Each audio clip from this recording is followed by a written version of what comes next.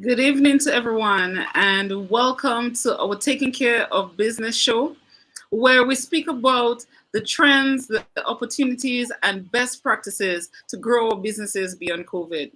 This evening, we have a distinguished panel of three panelists. They are members of the chamber, and we're really delighted and proud that they have decided to join us this evening to share this remarkable insights to help transform more businesses in Dominica. At this time, I welcome and I introduce to you our three panelists. We have Brenton Hilaire, Keith Miller, and Olive Strachan. I will give you all the opportunity to introduce yourself in the same order, Brenton, Olive, and Keith, so that our audience can learn a bit more about you. Brenton? Hi, good night to everyone. Good night, Lizra. Thanks for the introduction. Good night to my other panelists. I am Brenton Hilaire, and if you do not know me, I am the agency manager of Surgical Life in Dominica. I also serve as the current vice president of the chamber, and then I'm also a member of the National Standards Council Committee, of Dominica. I have also served in different capacities over my time. Initially, I come from an accounting background, but I switched into insurance, fell in love with insurance, and another passion of mine is public speaking. I do this off and on, and also I deal a lot with strategic management, strategic planning. So I keep myself busy, and I find ways to contribute back to my company and society. Great. Thank you very much, Brenton. We'll move to Olive. Hello, good evening, everybody, and thank you to Lizra for inviting me along. I'm Olive Strachan from Olive Strachan Consultancy. I'm 50 years working in the UK as a consultant and globally as well. Come back to the Caribbean to share my experience and work in the Caribbean. I'm a consultant, a business coach, a conference speaker as well, and really looking forward to working more in the Caribbean and expanding my reach globally. And tonight, looking forward to sharing my HR experience of COVID and post-COVID and what we can do as businesses to prosper going forward. Thank you, Lizra. Thank you, Olive. And Keith? Good evening, everyone. Good evening to the panelists, to all the listeners who have tuned in.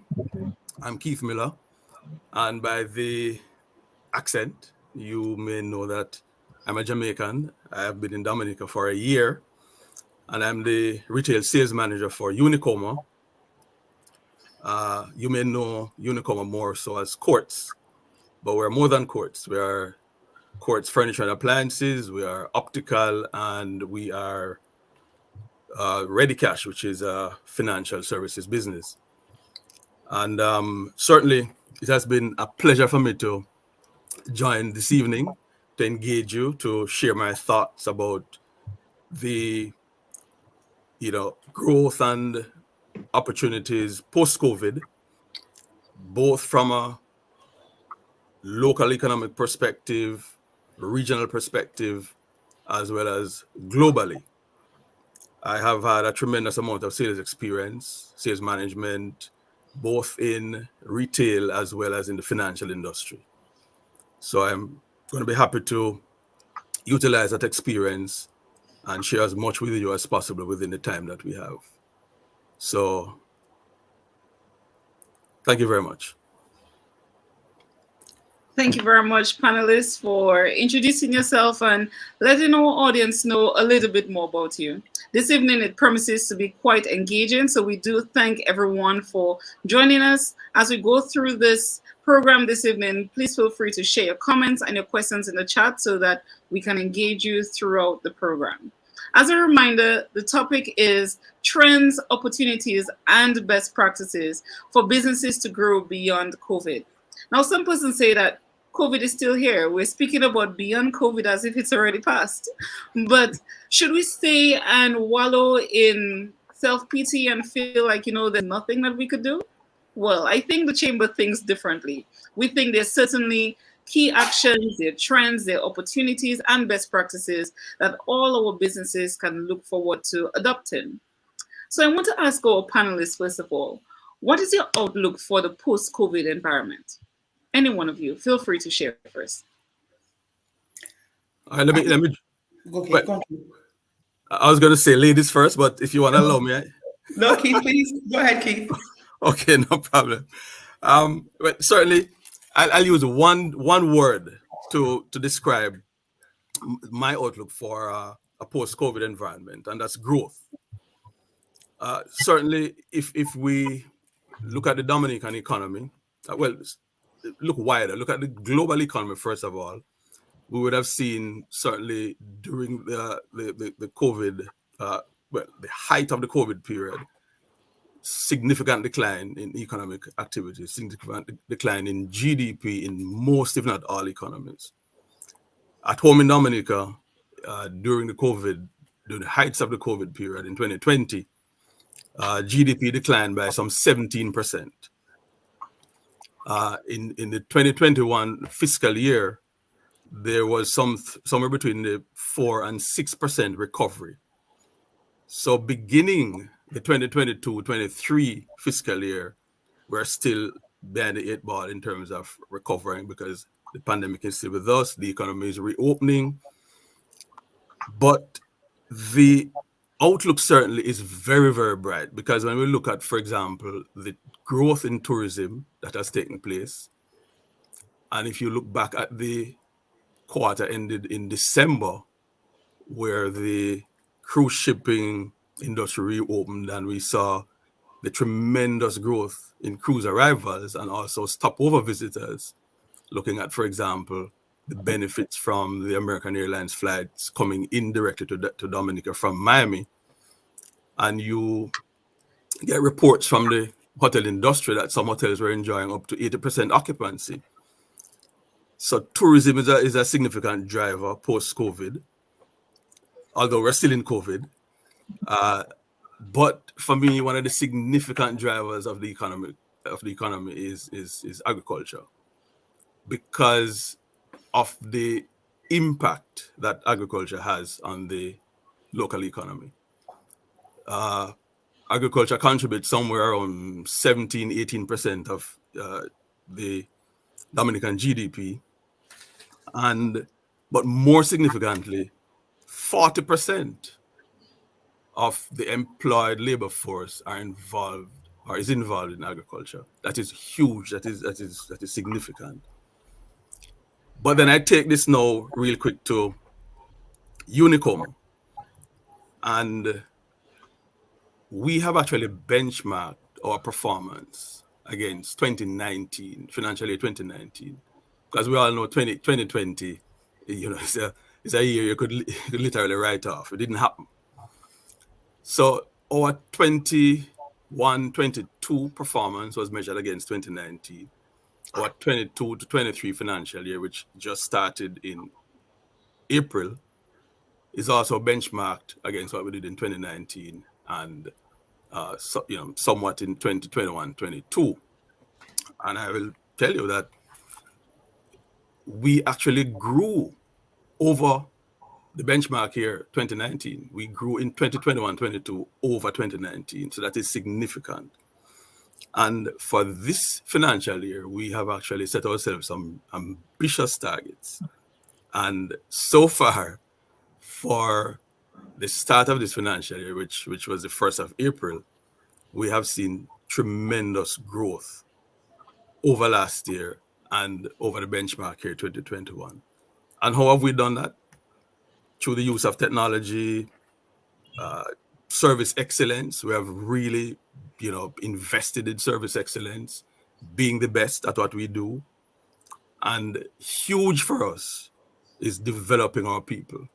We want our people to be the best in the industry, because our people being the best will deliver the best service to our customers and to the environment that we serve. So I see very positive growth, very positive movement, shifts in the economy. And that is something that we should be really poised to benefit from. And as we go along, I will discuss that a little bit more in terms of even the agricultural sector and the technological sector. But certainly growth is my number one, is my word for the outlook for a post-COVID environment, both locally, regionally, and internationally. Okay, great. Thank you, Kate. We'll hear from Olive. So for me, there's three things that I want to discuss. The first thing is digital transformation, because the pandemic meant that we use more e-commerce. We had to be upskilled with regard to our knowledge of e-commerce and how to use different platforms. So that to me gives a big opportunity for all of us. I've had to upskill myself. Prior to this, all my work was face-to-face. I'd fly around the world globally, delivering training in the Middle East, in Bangkok, wherever I was required. Now I'm in Dominica and I'm delivering my training and my speeches and conferences from my home in, Mont Daniel, So that's one big thing I think that's given us a big opportunity to grow globally from Dominica. The next thing is difference in the way we work. The fact is we have people hybrid working, we have people working remotely. And that also is something that we need to look at, because we then have managers who have to learn how to manage hybrid workforce and staff who have to learn how to use different platforms to work. So upskilling our staff is another big issue for us. And finally, the green economy, which Keith mentioned, that's a big opportunity for us globally. I read a report today that says £2.5 trillion are being spent on the green economy. Big opportunity for growth there. So for me, those are key three things that I would like to talk about in more detail later on, but that's where I am with regard to opportunities and growth. Great, thank you very much, Olive. And Brenton, how about you? I am just like the others. I believe that post-COVID is going to see a lot of growth in our economy. The question, though, to me is, what is post-COVID? Will we ever reach a state of being post-COVID? Because it never seems to end. Just when we think that we are in the all clear, speaking of Dominica, for example, we're right now experiencing significant cases again. So I have always been of the mindset that COVID is here to stay. What we are responsible for is finding out how to be successful despite the challenge that it presents. It's really about managing it, and it was mentioned earlier, making use of technology. So despite COVID being present, I believe that there is still opportunities available for every industry to recognize some form of success. So definitely growth is expected. And when you look at the signs pertaining to Dominica, the future is bright, very bright, and I'm quite excited about it. We have some major capital infrastructure projects that are coming on, and it seems to be in perfect timing of the international airport that is being discussed. We are already benefiting from direct flights from American Airlines, and I tried it myself recently. Went to Florida, the flight was full. I came back home, the flight was full. One of the fun experiences I had was that I came down on a Saturday, flight is full. I went to Fort Young on the first day of that week. The same people I saw from the flight were at the hotel at the same time.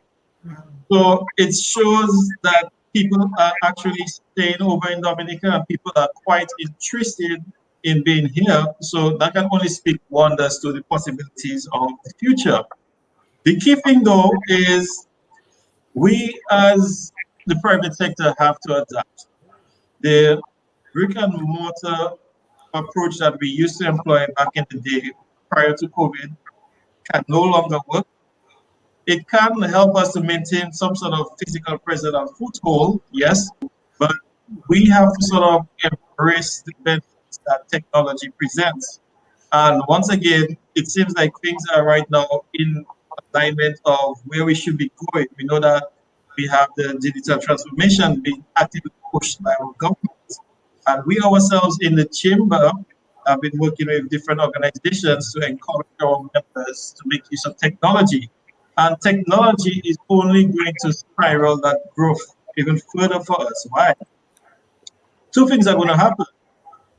Going forward post-COVID, most of our expenses, the way of doing business online most times is more cost effective than the paper and pen approach.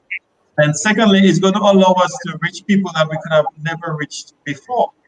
So persons may not have been willing to travel from all the way in Portsmouth to come to Roseau, but now we can actually connect with those persons via the technological means. So once we take into factor the need to change, the need to embrace technology and also pay attention to the signs around our country, then we should see and be hopeful and be optimistic about what the future entails for us in the private sector.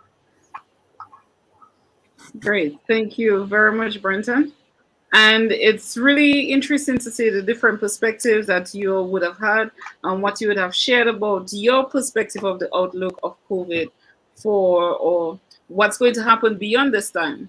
It's interesting that you both mentioned about the green economy, about the need to upskill our workforce. And there are now some trends and trends that we've seen locally, trends that we've seen regionally and globally. I invite you to share with us what are some of these trends that you are seeing in Dominica, in the Caribbean, around the world. Let's start with Olive first this time. Then we move to Brenton and then Keith. Okay. So in Dominica itself, I've been with a lot of different entrepreneurs, coaching, etc. And what I'm finding is a lot of them are now offering their services globally from Dominica. So a lot of the people in America, etc., are realizing you don't have to have staff that are based in the country that you're based in. You can actually harness talent all over the world. That means Dominican entrepreneurs are actually reaching forward, working in America, working in the UK from Dominica. And that's been encouraged by the government. They're supporting this drive to work online abroad. So that's one thing that I've seen that I think is a great trend.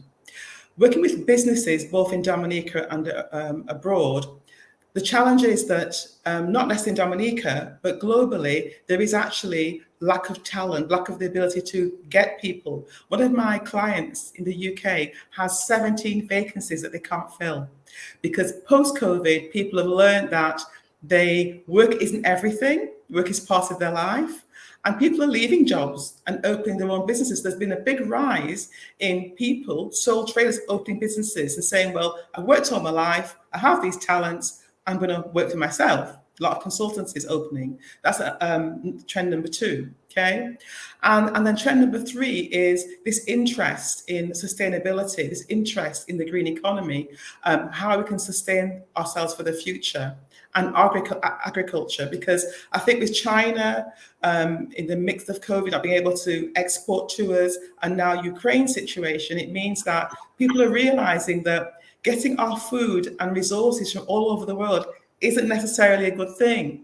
So the investment should be back in Dominica. We have this fertile soil. We have great, ability to grow things. So why are we importing so many things? So I think it's a case of looking at where our goods and services are coming from, looking at how companies are working, and staff want to work remotely. They want to work, hybrid working, making sure we have policies that underpin that. And finally, this digital transformation, being able to work anywhere in the world that you want to work, being what you call a digital nomad. That's a new expression. Thank you.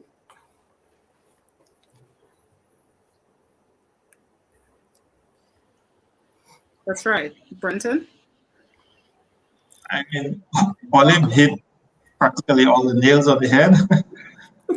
Can put the cherry on the top of it. He spoke about entrepreneurship, and I believe that has been one of the biggest things to change. Previous to COVID-19, I believe a lot of persons were afraid to venture out on their own. We wanted to have the security of the fixed salary every month. And with the emergence of COVID-19, especially for all the different newsletters that I follow, everyone was speaking about this is the time to become an entrepreneur. And some of these articles went as far as actually listing different gigs or different hustles or different entrepreneurship ventures that you could pursue. So the whole mindset was trying to encourage persons to step up their follow your passion, monetize your skills. And I believe that we have seen that over the course of COVID-19 in Dominica, because even in the chamber, right now, the majority of our membership fall within the MSME sector, a lot of sole proprietors. So a lot of people are answering the call, and that definitely is going to affect us in the private sector in terms of retention. So we definitely maybe have to consider improving our benefit packages and whatnot to retain the top talent.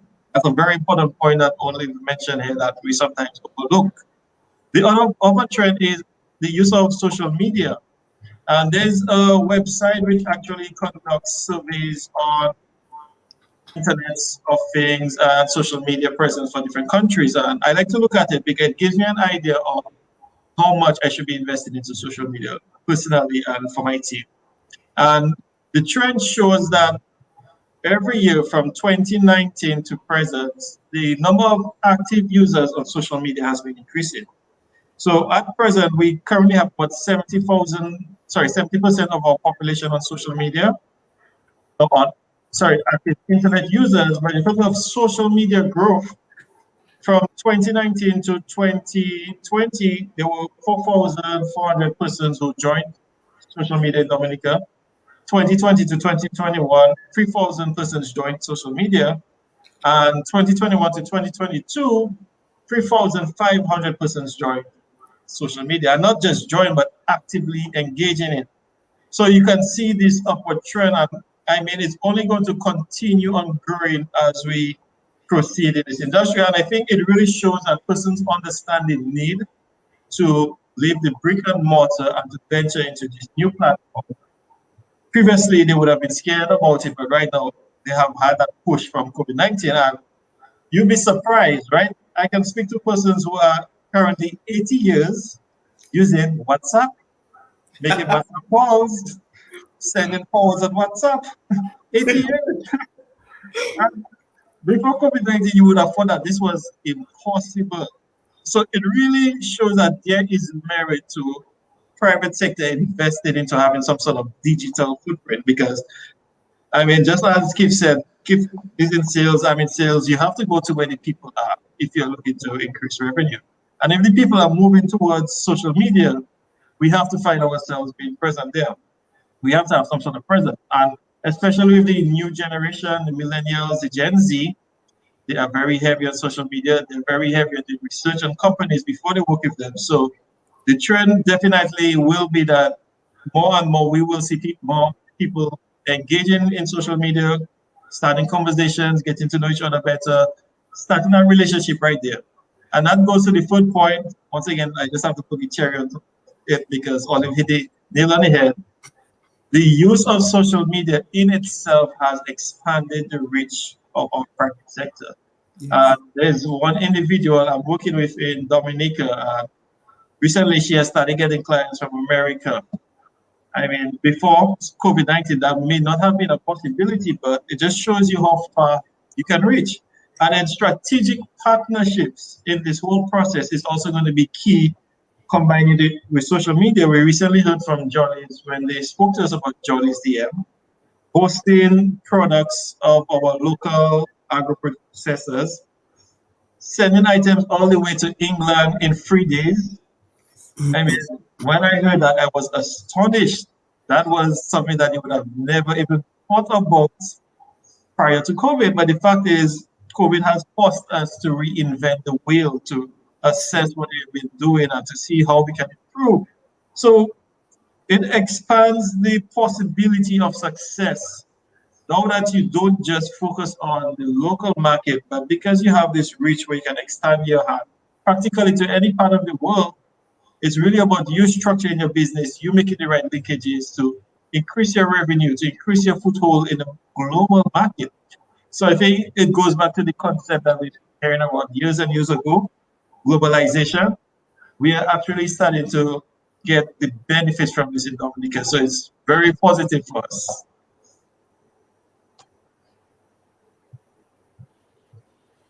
Great. Thank you very much, Brenton. And we'll now move to Keith Miller. Well, after Olive and Brenton, I'm not sure what if I have icing to add on that cake, but certainly, as you know, even as even as it slowed down the global economy in 2020, the pandemic actually accelerated the technological and organizational trends that have had the potential to spur what I would call very robust economic growth that we are seeing in some economies right now. And as I alluded to earlier, one of the significant growth areas that we're now seeing in Dominica is certainly the tourism sector, and that has actually spurred and expanded growth into so many other industries, chief of which is obviously agriculture. And look at the attractions, the tour operators, and so on. So when you look across the globe, you look, for example, in the United States, there is a 3.8% turnaround since the pandemic in productivity, just because there is more efficiencies from people who are commuting, people who are working from home. And that's through the advancement of technology.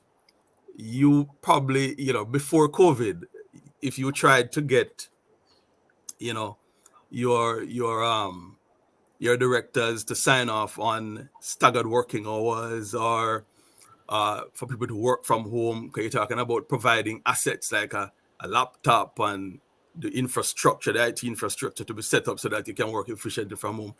That had to go through so many hoops, so many people signing off, so many paperwork to be done.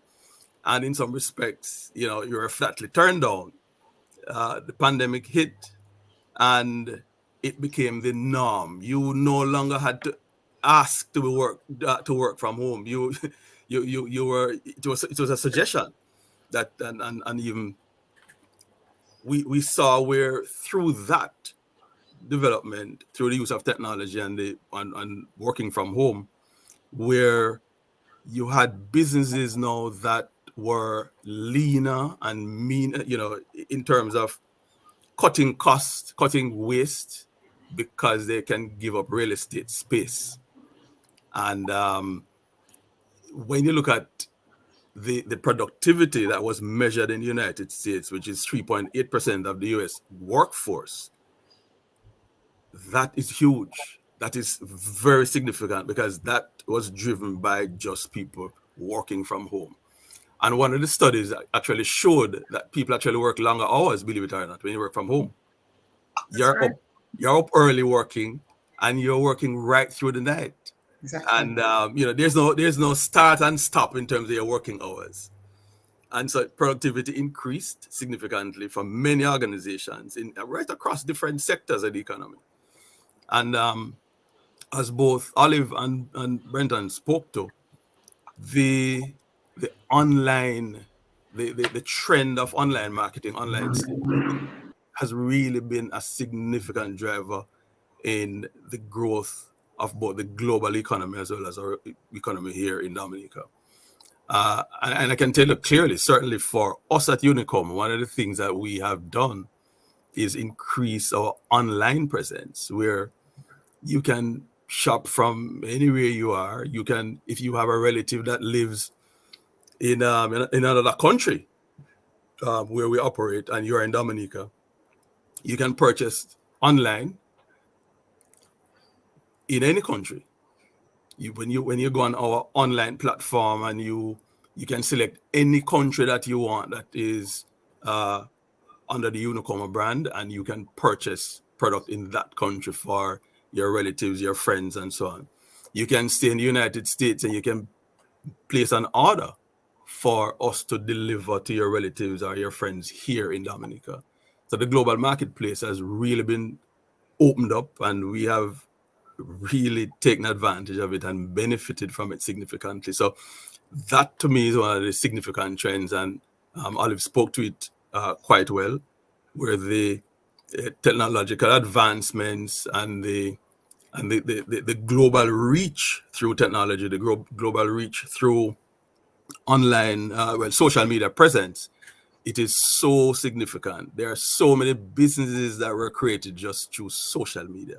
True. People who are selling through the different social media platforms. And it also generated a lot of entrepreneurs, people who are now are able to gain employment in developing websites for small businesses, developing the online sales platform for small businesses. So businesses that did not see themselves as having the possibility to have an online presence, they're there right now and they're taking advantage and they're growing. And I mean, I've been interacting with a number of persons in Dominica who have created out of the online marketing and sales platform huge businesses, personal care products that are being marketed. And as Brenton spoke to, we saw what Jolly's DM has done, and even created a space for small businesses to get onto that platform and be able to advertise and market their products as well. So those trends are huge. Those trends are going to continue. They're going to increase. And I think companies have seen where there is so much to benefit from, so much efficiencies to be gained by having a part of their workforce working from home and able to cut expenses by basically giving up brick and mortar offices. It's really huge.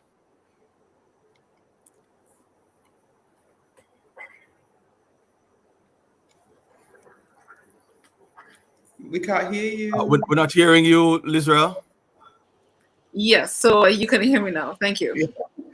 So it even created the opportunity for persons to come to Dominica to have work in nature, and that creates even an additional business opportunity for us in Dominica to take advantage of this work in nature type of initiative. It's happening in other countries all around the world where people live where they are and move to another country for 3, even 1 month, 3 months, 6 months, and they immerse themselves in the culture, which creates opportunities for the business people in these countries. Now, over the couple of years, I would say couple of years because it's 2+ years now, we've experienced different waves of COVID, and your businesses have gone through different experiences. You've mentioned some of them before, but I want to understand what was some of the best or the most insightful lessons that you gained during the most intense part of COVID. Now, this intensity will have changed at different times, and at one point it could be intense for some and then intense for another. And even now, we see that when you have some employees returning home or returning to work, some others have to leave because they got COVID or their family members, they have to care for them. So tell us, what were some of the most insightful lessons you learned during the most intense part of the COVID period? Brenton, we start with you first, then we go to Keith, then Olive. I was actually waiting for Olive to go first. Brenton, you know how shy I am. I'm a shy woman. When you think about that HR perspective opportunity to speak, because I think that's one of the key things that we learned in having to navigate the COVID situation. The people are important, you know. The people make our business. They are the ones that have us looking good. Without them, there is no company. You know, we can have a set of managers and no staff to do the work that the company won't run. So our employees are, I would say, the most important aspects of our operations. And what COVID-19 really did was highlight the importance of engaging our employees. So under some systems, you have this sort of high performance metric. We want results, but during the pandemic, we sort of took a back step from that, and we really focused on just ensuring that our people were okay, because we had a few incidents of persons who got COVID-19, and I mean, being a good human being during a period of that, during a period like that, I should say, you shouldn't be asking the person, okay, what's the status of your work? Where are you? When are you going to meet this deadline? No, it was really about what you're doing, how can we support, how can we help you. So it really showed us that we had to pay attention to the people who made us as great as we are. And we found that that helped because during 2020, Keith said it earlier, that was a write-up. Didn't expect much from it. But the fact that we maintained that sort of relationship with our team members, when we came into 2021 and things sort of settled down, because COVID never settles down, we were able to actually, I would say, push harder than we did previously, and even previous to 19, because this statement from John Maxwell, which I love, he basically says people don't want to know, they want to know how much you care. And when you show people how much you care, you can get them to do so many things for you. They buy into your vision, they buy into the goals. So that really showed itself in 2021 when we sort of resumed some form of normalcy and we had a mission to go after. The other thing too is health is important, and that's for everyone else. In COVID-19, at the height of it, we worked from home, and Keith mentioned it. Some of us did not have work hours because every day was work, every hour was work. You got up at 7, first thing you did was sit on your laptop, to 1 o'clock, you went to sleep, a few hours of sleep, back at it, 7 o'clock again. And you just got into this routine, and you found that you were not really paying as much attention to yourself as you would have from an office space. Because if you're in the office, you're going to tell yourself, 1 o'clock, I need to go for lunch. 4 o'clock, I need to leave. Or even if you stay back a little later, but you will not go to hopefully the wee hours of the next day in your office. You had this mental note that you had to go home. But working from home made you feel comfortable that you could work nonstop. And I think, well, I can speak for myself. I really pushed myself at some point. And I recall this point in time where the weekend came and I slept and I slept and I slept. I was asking myself, why am I sleeping so much? But I didn't realize that I was really pushing my body past what I was accustomed to. Coming up from COVID-19, I shared this story at a recent networking event. I was recently diagnosed with high cholesterol. It's because of my habits. I was not sleeping as much as I used to. I was not eating as healthy as I used to. I was surviving on energy drinks. For those of us who know why I drank that every day. But the fact is, I was just in this, this mindset that I had to keep on going because that's what I developed with COVID, working from home. I went into 2021 with the same push. So I never got the chance to actually slow down. And that's something we can take for granted for ourselves as managers and even for our team members, where we may have pushed them in 2021 and we haven't given them the opportunity to actually take a break and slow down. So to me, those are two of the key lessons that we learned. The third one, which I'll share quickly, I know I've spoken a lot, and sorry, Olive, I've touched on the HR aspect. Well, you go for it, you go for it. The third one is, coming from the business of sales, relationships matter. We can no longer thrive on a sort of transaction-based approach in the industry, especially for insurance. It's really more about understanding the needs of persons and getting them to see the value in what they have done so that they can commit to it. So it really showed itself in the period of COVID-19. And I believe this is not just about us, but for all private sector, because you had this situation of persons who had reduced incomes, lost jobs. They had competing priorities for the disposable income that was available to them. And obviously, when you have competing priorities, you're going to look for what's most important to you. So if you just approach it from, hey, come and buy this, okay, it will be pushed on the back burner when things are tight. So the relationship was really important for us. We did a lot in terms of ensuring as best as possible what is correct, ensuring that our clients understood exactly what they were doing and they saw the value in it. And I think that really helped us because in 2021, Keith mentioned it, and also it was the same for us in the insurance industry. We experienced a boom. I think it's really because people saw the need of having coverage in place during a time like that. But at the same time, it wasn't just buying a product, but they understood the value attached to what they were putting in place for themselves. So those are the three key things that we learned during this pandemic. Great, Olive. Oh, what is Keith next? Me? Oh, Right. I got it wrong then. So mine is from the HR perspective.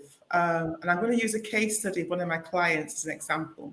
So I have a client in the UK, family-owned business, 120 staff. So during COVID, they put together a policy around hybrid working. They've got a big, massive warehouse and office that's empty. So his problem now is how to tempt his staff back into the office. They're working from home. They're happy. They don't have to get out and get dressed. They can work in their pajamas, have a coffee next to them. So he said, Olive, we've got this state-of-the-art office. We burn electricity, and there's 3 directors sitting there by themselves. Okay. So his challenge, which is a challenge for many companies, is how do we get staff to come back into the office? Secondly, if people are working remotely, it's about trust, because companies are now putting checking devices on people's computers to see, are they taking so many customer calls? Are they responding properly to customers? So the trust is not there because you can't see them or hear them. So people are checking all the time. For me in HR, it's a case of making sure that our policies are clear for staff and also for managers as to how we operate in this new working situation. And I use the word VUCA because I'm a trainer of leaders. And VUCA stands for volatile, uncertain, ambiguous, and complex.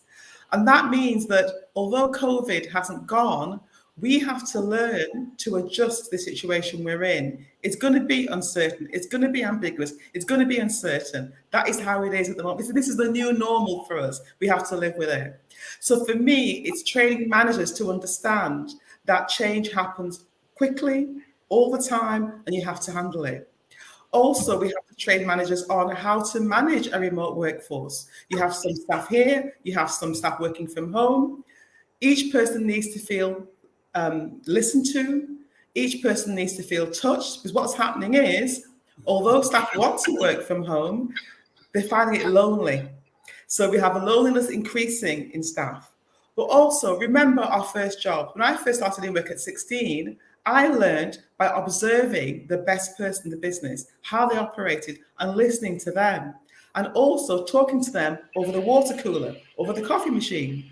So young people who are not getting the opportunity to listen to other people, to be mentored by other people in the work, are missing out on the growth and learning that you get by working in a company. People are there who are older than you and more experienced than you. Also, we have to look at HR with regard to not only policies, but also performance issues, yes? How to continue performing well, yes, and being efficient. And also we have to look at HR with regard to training and development. So rather than giving training courses that are just for the sake of it, we have to work out, where's our business going? What are the gaps in our business? And what training should we give to our staff that's bespoke and measured for us? So that means it is useful, and it's going to help us to develop and grow. And one further point I want to look at is the fact is that if as businesses we want to grow and improve, we have to make sure that staff feel that they are listened to, employee voice. We have to somehow find a way for staff to be able to share with us their concerns, share with us their interests, and share with us their potential, okay? So HR is about training, learning, being bespoke. Now, we mentioned earlier on, Keith mentioned, and so did Brenton, about the fact that we're looking at using different platforms for learning. So, for example, for me now, doing training, I use Microsoft Teams or I use Zoom. But the fact of the matter is, some companies haven't trained their staff on how these things work. So they have meetings that go wrong via Microsoft Teams. They have staff not being able to be part of the meetings or knowing what's going on. So can we make sure that, yes, these platforms are great, social media, and great use of these platforms, but make sure we invest in staff training in these areas so staff can use them efficiently and well. Okay, thank you. Great. Great. Thank you so much, Olive, for sharing this. And Keith, how about you? Well, certainly following up on both Olive and Brenton regarding the taking care of people, taking care of the staff aspect from an HR perspective is something that were really valuable lessons during COVID, where you saw how the company responded, how the company took care of its people, and also the empathy that was shown by staff, among staff, whether it be individuals who would have been affected by COVID, either directly or indirectly. It could be a family member of a staff member. The kind of camaraderie that really grew, that really developed out of that situation, it really brought people closer. And I remember, for example, in last year, August, when the economy was shut down for 3 weeks here in Dominica. So staff had to stay home. And, it was really touching when the staff I lead, some of the team members volunteered and said to me that they will use the opportunity while staying home to take their vacation so that when they return to work, they would not have to be off from work again on vacation. And that was significant. And you also had employees who were willing to continue to engage customers from their telephones just to keep the contact, to keep the connection. So it really drove the message of commitment of the employees. And that really was a significant development. But taking it wider, certainly, it really taught us, one of the great lessons of COVID is that the world is a much smaller place than we really realize. Yes. Because an economic shock in, thousands of miles away in another part of the world, we felt it almost immediately. It hit home almost immediately. It affected so many different aspects of our economic life. And it then taught us now how to look at how fast we can adjust our business, how resilient is our business to those shocks. What are the things we can put in place to ensure there's business continuity? And those lessons, I'm pretty sure, are things that a lot of organizations have realized through COVID. So when you look at COVID in its overall situation, as devastating as it was, there are some very, very valuable lessons learned, and organizations, I'm sure, are a lot smarter in ensuring most aspects of their infrastructure, their organizational infrastructure, is prepared to handle those situations if they were to ever recur. So that's quite important. All the points that you mentioned, and just piggybacking off of the final point that Keith made, this was one of the areas that the Chamber provided even more support in terms of business continuity, understanding that we have multiple risks and multiple hazards. So we supported the entrepreneurs within the Youth Business Trust to understand how to think of COVID and how to ensure that they have continuity in their businesses. But also with the Chamber businesses, we focused on business continuity planning and even launch a business resilience toolkit. So that's important that you mentioned this point, and all the other points that you'll mention, caring for people, the empathy, the relationships, building trust, all these are so important. And even as we say, post-COVID, in a post-COVID world, whenever that comes, these key principles will still be important in ensuring the success of all businesses. Before we continue to the final questions, though, we'll take a word from our sponsor, and our sponsor is Olive Strachan Consultancies. Well, now, don't settle for less. Olive wants you to succeed. So get your personal copy and soar like an eagle. The Power of You by Olive Strachan is now on sale at Jay's Bookstore Limited. located on the corner of Kennedy Avenue and Independence Street, Roseau. Call Jess today to secure your copy of The Power of You by Olive Strachan. Telephone 448-4024. Remember, you have what it takes to succeed because of the power within you. Have you heard of Olive Strachan? Have you heard of The Power of You? Have you heard the positive reviews of The Power of You by international speakers and readers? The Power of You, written by Olive Strachan, MBE of Olive Strachan Consultancy. A powerful book with a powerful meaning. A book aimed at helping you to realize your true potential. Now, don't settle for less. Olive wants you to succeed. So get your personal copy and soar like an eagle. The Power of You by Olive Strachan is now on sale at Jay's Bookstore Limited, located on the corner of Kennedy Avenue and Independence Street, Roseau. Call Jess today to secure your copy of The Power of You by Olive Strachan. Telephone 448-4024. Remember, you have what it takes to succeed because of the power within you. Thank you to our sponsor, Olive Strachan Consultancy. And of course, we have Olive right here on the screen. Thank you for your support in sponsoring this program to make it possible for everyone to view. As we come to the final set of questions for this very important discussion on trends, opportunities, and best practices for growing our businesses post-COVID, we want to understand from our panelists, what do you think are the greatest opportunities that our businesses can look forward to? Now, just a precursor, we have to make our intervention short so that we can at least get through the two other questions that are important before we complete the show. But share with us, so what are the greatest opportunities that you see for our businesses? Networking.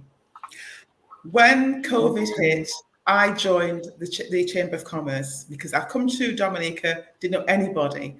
And I attended events via Zoom.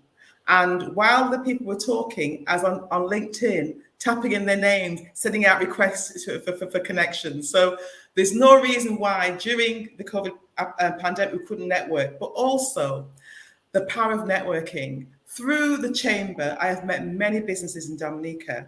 I've also shared my contacts with them. So, for example, a lady called Kamisha Matthews, who's a remote PA, one of my clients in America wanted a remote PA, and I put her forward, and she's now looking for my client. So there's all these connections that we can have. So I would say join the right bodies, get involved and support and network. Those are the key things that make your business grow during this situation. Thank you, Olive. Keith, how about you? All right, I'll go quickly. We spoke about this so many times before, but it cannot be overstated. Digital transformation, expanding your use of technology to drive your business, expanding your online presence to serve your customers, to basically expand your reach into the marketplace in which you operate and even beyond. Secondly, innovation, diversification. You know, businesses are now having to, let's call it, change course.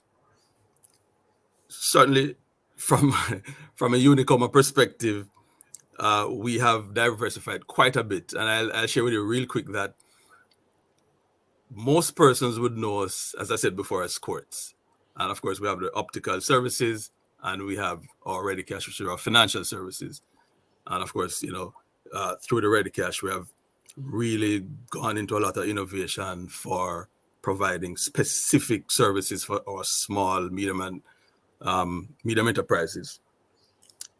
But we have now gone into the automotive industry.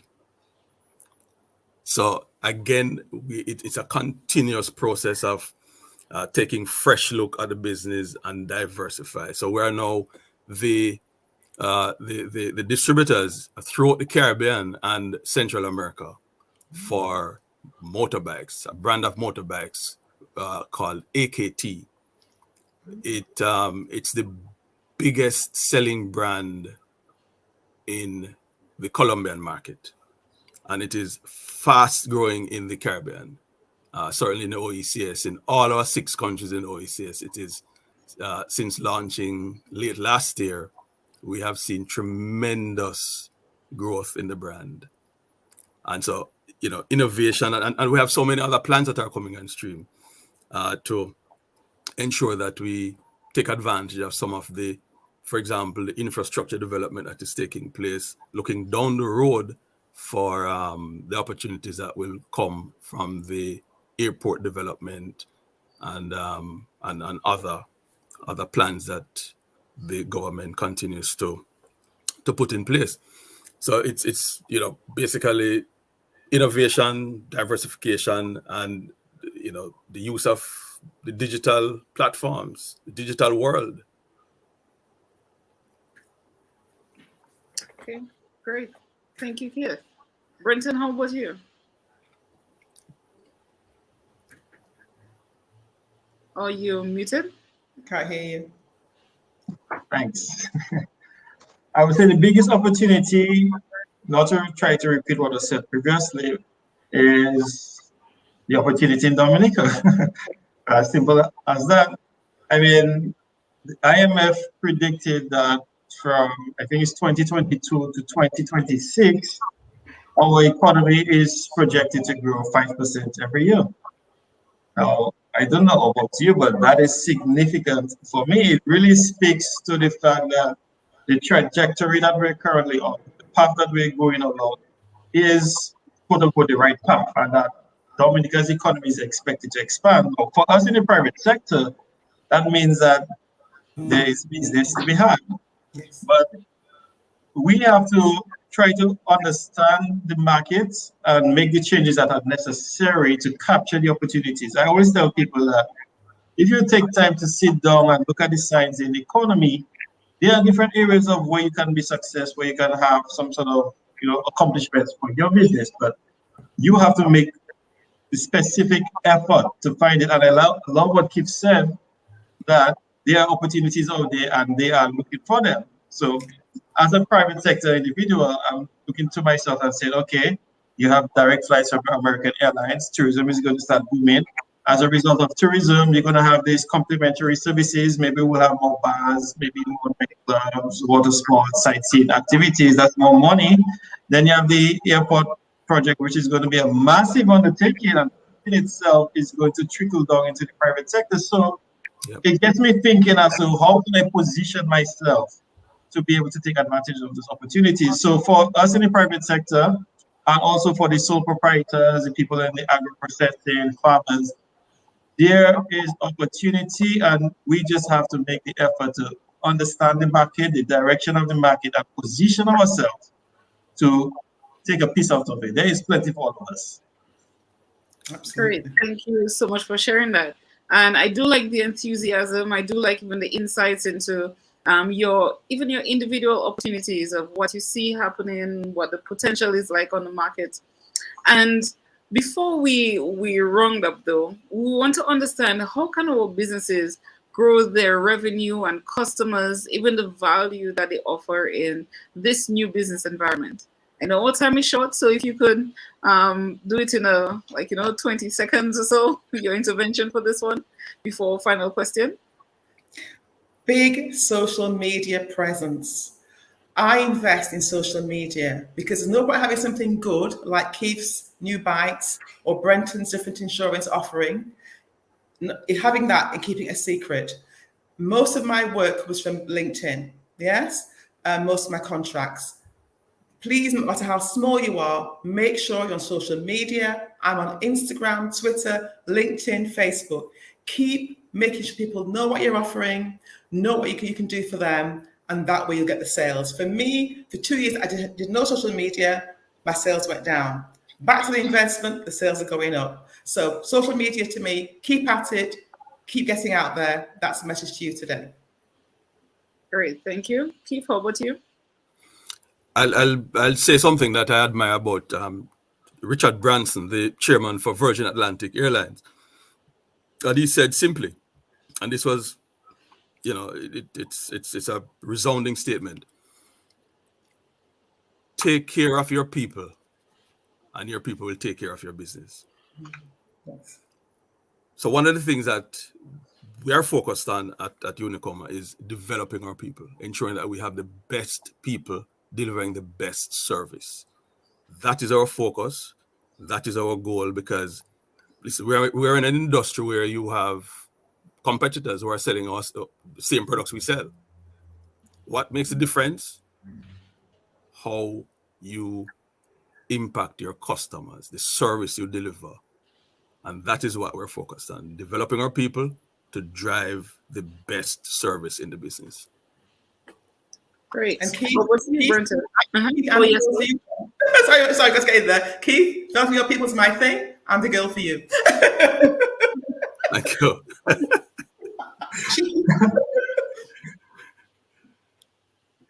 I was just speaking about the opportunity and always saw the opportunity. Yes.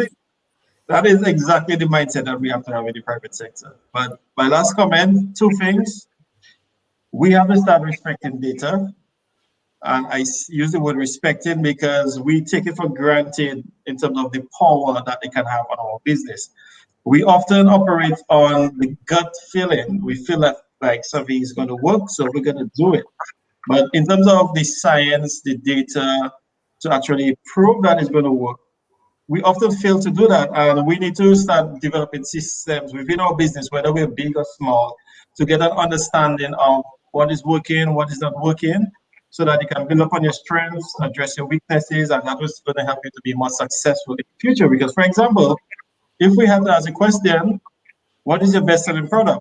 How many persons can answer that question? And if we go a step further, okay, it's your best-selling product, which gender purchases it the most? You see, when you have data like that, you can configure your marketing messages to pinpoint those persons who bring the most revenue to your business. And the second part, just to piggyback on that, is we have to make a concerted effort to understand what our people want. And when I say our people, I'm referring to everyone, which is our employees. What do they want from us? Our customers, what do they want from us? And just to share a quick story. During the pandemic, there was a hotel that had this, a panelist on a webinar that I listened to. And, during the pandemic, everyone was moving to email, use of social media and whatnot. So they converted to an email platform for their bookings.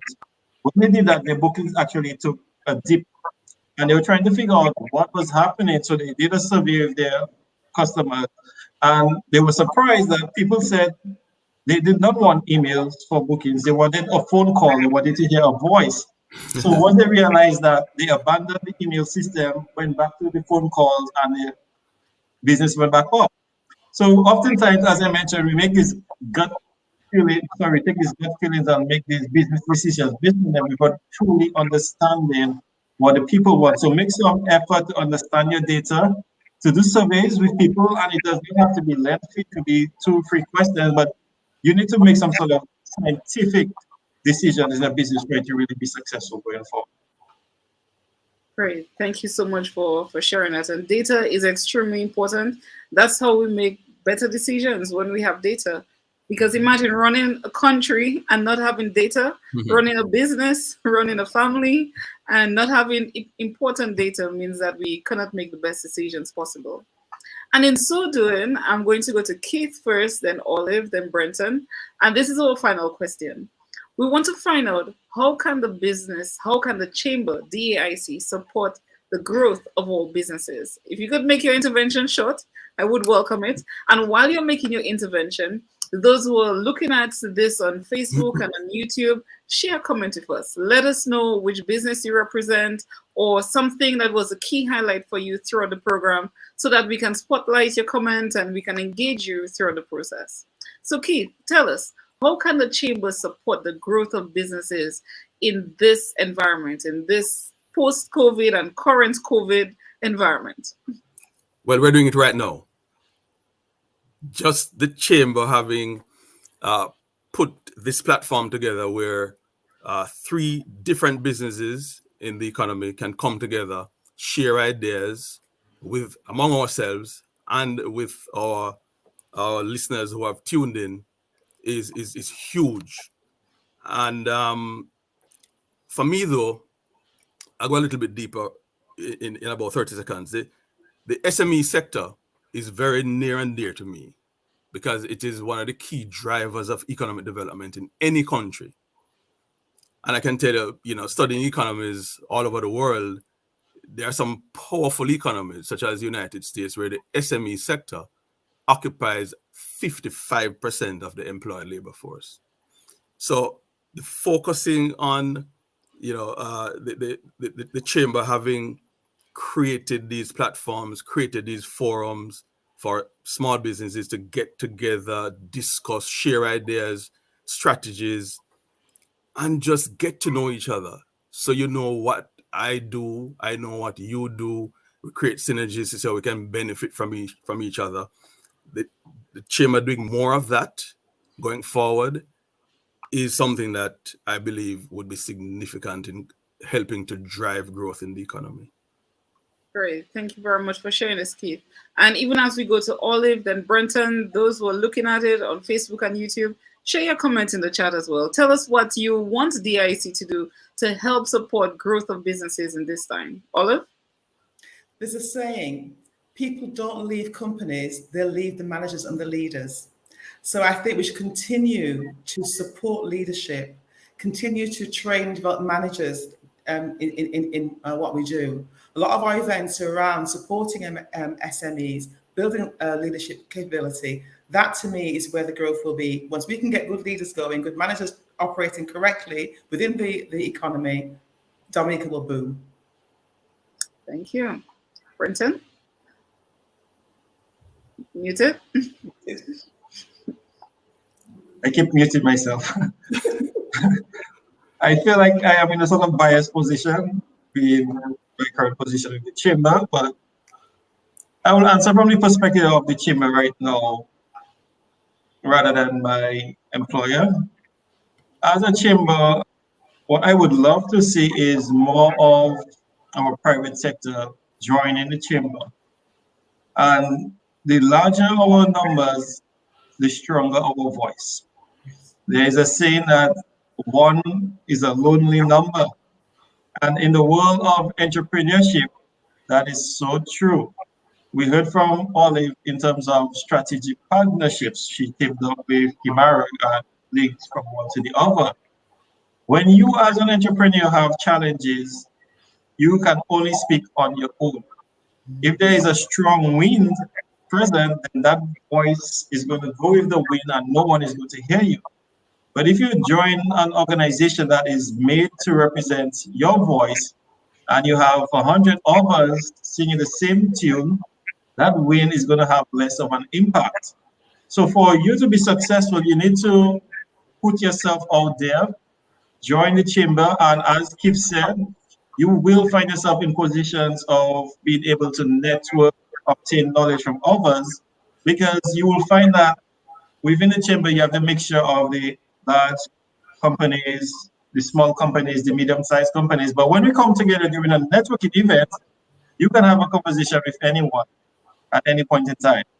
So it could have been opportunities that were never possible before, and you can pick their brains, get ideas to help your business grow. So it's really in the benefit of the private sector to join the chamber.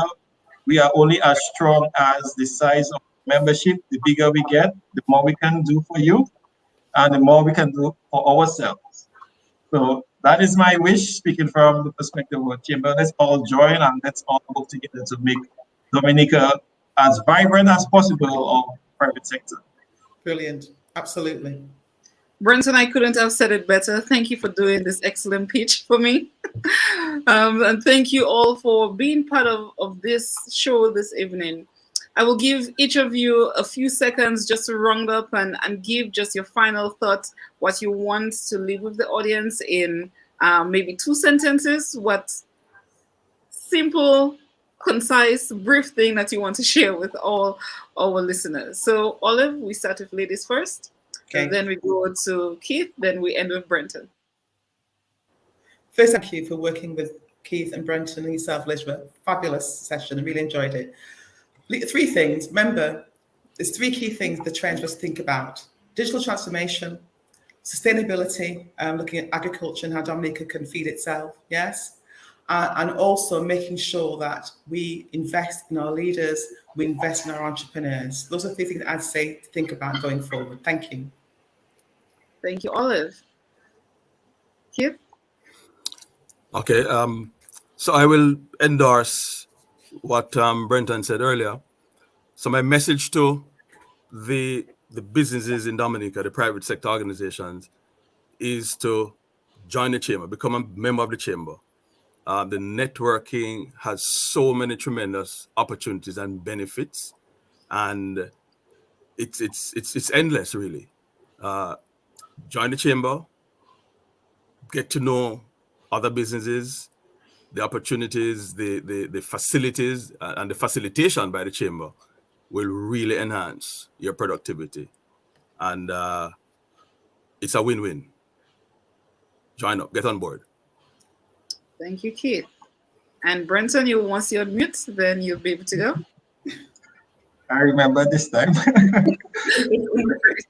My last words would be, the future is bright for Dominica, in my opinion, and that is strictly based on looking at numbers from World Bank. So I recently had the exercise of going through those numbers and making a presentation to potential investors in Dominica. And I myself was quite impressed as to the direction that we're going. And IMF making a report that we can expect 5% growth from 2022 to 2026 speaks wonders by itself. So there is opportunity. Prepare for the opportunity, adapt to capture the opportunity, and actively go out there and get it.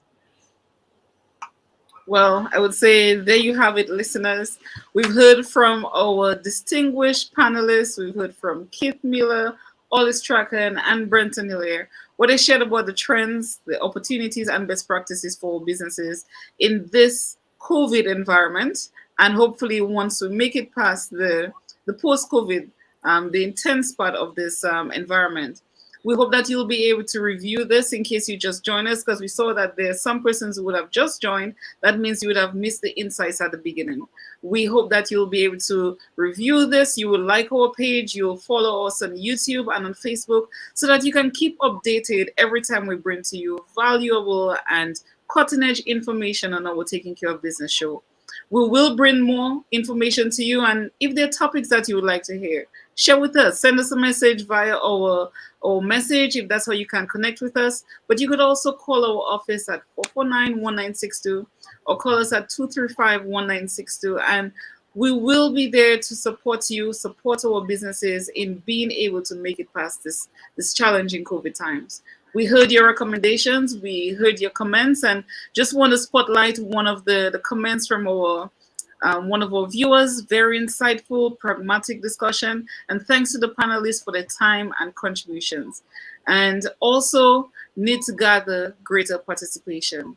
Indeed. So we definitely will take your points, Nicole, and we thank you for joining this program where you got to hear more about the trends, opportunities, and best practices in growing our businesses post-COVID. As part of the chamber also, we have a few events that's coming up. We also have on Thursday, this event, regional event, where DAIC will be a part of it, sharing with our colleagues, our stakeholders within the region, how can we leverage and innovate private sector engagement in building community resilience? So stay tuned, keep tapped in, and ensure that you collaborate with us to help your business to grow forward. As we leave, we're just going to share with you again that this program is brought to you by our sponsor, Olive Strachan Resources, and we'll listen again to the ad from Olive Strachan Consultancies. Have you heard of the power of you? Have you heard the positive reviews of The Power of You by international speakers and readers? The Power of You, written by Olive Strachan, MBE of Olive Strachan Consultancy. A powerful book with a powerful meaning. A book aimed at helping you to realize your true potential. Now, don't settle for less. Olive wants you to succeed. So get your personal copy and soar like an eagle. The Power of You by Olive Strachan is now on sale at Jay's Bookstore Limited, located on the corner of Kennedy Avenue and Independence Street, Roseau. Call Jess today to secure your copy of The Power of You by Olive Strachan. Telephone 448-4024. Remember, You have what it takes to succeed because of the power within you. So once again, we're wishing everyone a blessed night and thank you for joining us. Thank you, Elizabeth. Thank you. Keith, Brenton, great session. Nice meeting you both again. All the best. Thank you very Thank much. you, It was everyone. really awesome.